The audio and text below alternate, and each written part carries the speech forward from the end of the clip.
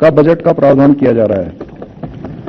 अनुसूचित जनजातियों के कल्याण ग्रांट के अंतर्गत समग्र रूप से लगभग रुपए 746 करोड़ 75 लाख का बजट का प्रावधान किया जा रहा है। अल्पसंख्यक कल्याण विभाग के अंतर्गत पूंजीगत मद में रुपए 98 करोड़ का बजट प्रावधान किया जा रहा है। अध्यक्ष जी, संतुलन के दूसरे अल्फाबेट ए अर्थात आत्मनिर्भर उत्तराखंड बनाने के संदर्भ में कृषि, उद्योग और पर्यटन इन क्षेत्रों की क्षमता को एक साथ आगे बढ़ाते हुए हम ऐसा परिवेश निर्मित कर रहे हैं जिसमें उत्पादकता बढ़े, निवेश आकर्षित हो और सम्मानजनक आजीविका के अवसर मिले। आत्मनिर्भर प्रदेश के निर्माण के लिए कृषि, उद्यम और पर्यटन प्रत्येक सेक्टर को अपनी भूमिका मजबूती से निभानी होगी। हमारे अन्नदाता हमारी शक्ति हैं।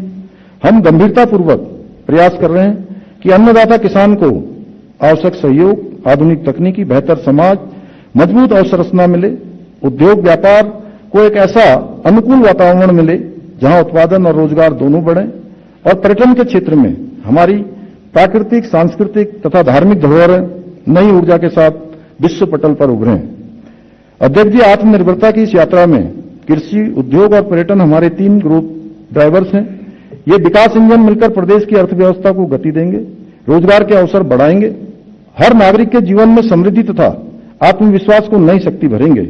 हम कृषि और बागवानी से संबंधित विभिन्न नीतियों जैसे डेयरी विकास, एप्पल मिशन तथा स्कीम फॉर अपग्रेडेशन और पोस्ट हार्वेस्ट एप्पल लॉजिस्टिक्स, सुफल, उच्च मूल्य वाली फसलों को प्रोत्साहन, फल सब्जी प्रसंस्करण, पुष्प औषधि पौधों के उत्पादन तथा जैविक खेती आदि के माध्यम से प्रति इकाई आय बढ़ाने का कार्य कर रहे हैं। स्थानीय उत्पादों को सीधे बाजार से जोड़ा जा रहा है ताकि उनकी उपज का उचित मूल्य सुनिश्चित हो सके।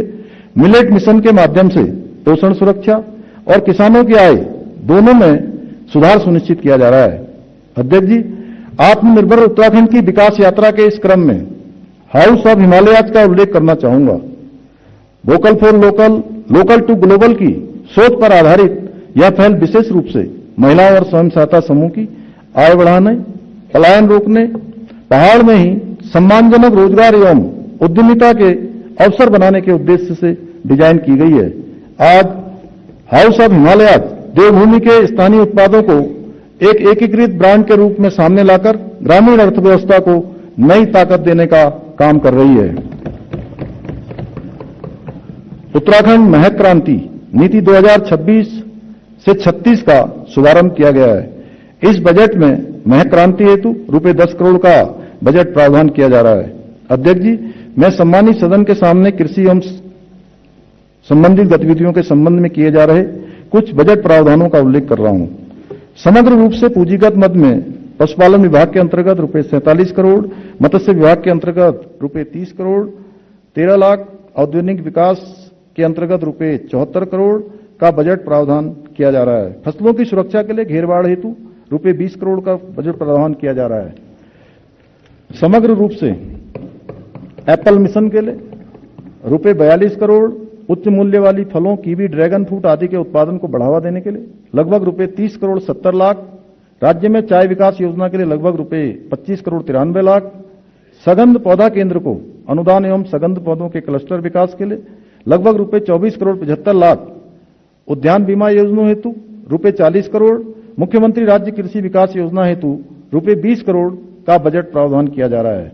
पशुपालन विभाग के अंतर्गत स्वरोजगार परक व लाभार्थी परक योजना हेतु लगभग रुपए 42 करोड़ 2 लाख, मुख्यमंत्री मत्स्य संपदा योजना हेतु रुपए 12 करोड़ 43 लाख, ट्राउट प्रोत्साहन योजना हेतु लगभग रुपए 39 करोड़ 90 लाख का बजट प्रावधान किया जा रहा है।